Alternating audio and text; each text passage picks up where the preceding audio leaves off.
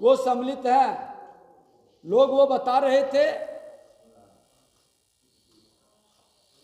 कि वो उस पार्टी में सम्मिलित भी है, और ये फोटो स्पष्ट बताता है कि जिस लोगों को बचाने का जदयू के नेता का खेल खेल रहे हैं, जिसका नाम लोग ले रहा है कि अपराधी को भगाने की भूमिका निभाया, नगर परिषद के चेयरमैन है, अब उसके बेटे के साथ उस अपराधी की फोटो है। और फोटो जब निकलना शुरू हुआ है तो फोटो बड़े लीडर, वहां के बड़े जनप्रतिनिधियों के साथ भी नजर पाएगा। तो फोटो की कहानी से अपराधी को बचाने का खेल और वर्गलाने का खेल न करे। मैं तो कहता हूं कि मेरे दल का कार्यकर्ता हो, मेरे परिवार का सदस्य हो, पहले भी मैंने सदन में कहा है, खुल करके कार्रवाई करो और सजा दो, वर्गलाने का खेल बंद करो। आपने कहा कि विजय सिन्हा का बालू का साइड चलता है, खुला चुनौती है।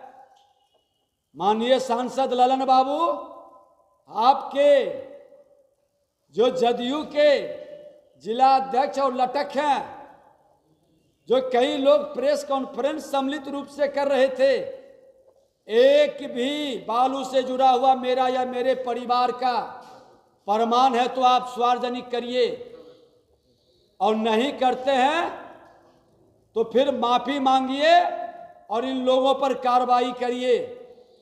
ये अपराधियों को बचाने के लिए आप डायरेक्शन को डाइवर्ट मत करिए, क्योंकि लखीसराय में ये पहली नरसंहार नहीं है। कई लोगों की हत्या जमीन के कारण, बालू के कारण, दारू के कारण हो रहा है, और ये सिंडिकेट पूरे प्लानिंग वे में वहां हत्याओं का दौर चला रहा है। वहां का जनप्रतिनिधि होने के नाते हमारी जिम्मेवारी है इस सिंडिकेट के तोड़ने का, इस पर कार्रवाई कराने का। आप उच्च स्तरीय जांच कराइए, निर्दोष रहेगा। तो फिर भयभीत क्यों हो रहे हैं? क्यों सीबीआई से जांच कराने से भाग रहे हैं या हाईकोर्ट के सिटिंग जज से? जो एसपी बचाने का खेल खेल रहा है वो एसपी कार्रवाई कैसे करेगा? वो तो आपके दबाव में आज लखीसराय हो, मुंगेर हो, बाढ़ हो, या जो हस्तिनापुर के गुलाम हो, वो तो जो आका बोलेगा वही गुलाम करेगा। जहां ये स्थिति है, आज लॉ एंड ऑर्डर की स्थिति यही है कि पूरी तरह से 5वां दिन बीत गया, अपराधी पकड़ाया नहीं है। और मैं कह देना चाहता हूं कि अगर जो अपराधी की गिरफ्तारी नहीं हुई और माननीय मुख्यमंत्री जी, वही लखीसराय में नरसंहार हुआ था, बालू नरसंहार, आप ही के बड़े भाई श्रीमान लालू प्रसाद यादव की सरकार थी। उन्होंने मुआवजा ही नहीं दिया था, नौकरी भी दिया था। जरा फाइल निकलवाइए। और अपराधियों के गोली से मरने वाला ये गरीब ब्राह्मण का परिवार उजड़ गया, डेली कमाने खाने वाला था। किसी भी जाति का मृतक हो जो अपराधियों की गोली से मरता है, घायल होता है, उसका परिवार उजड़ता है, सरकार उसको मुआवजा कम से कम 5 लाख रुपया दे। और इसको लेकर के मैं लखीसराय से शुरू करूंगा कि महागठबंधन के रीजन में जो इतने अपराध बढ़े हैं और अपराधियों की गोली से मरा है, उस अनाथ बच्चे और विधवा को मुआवजा देने के लिए महाधरना का कार्यक्रम करूंगा। और मुआवजा नहीं दीजिएगा तो फिर ये लोग सामूहिक रूप से जन आंदोलन पूरे बिहार के अंदर चलेगी, क्योंकि गृह विभाग आपके जिम्मे है, आप लोगों को सुरक्षा देने में सक्षम नहीं है।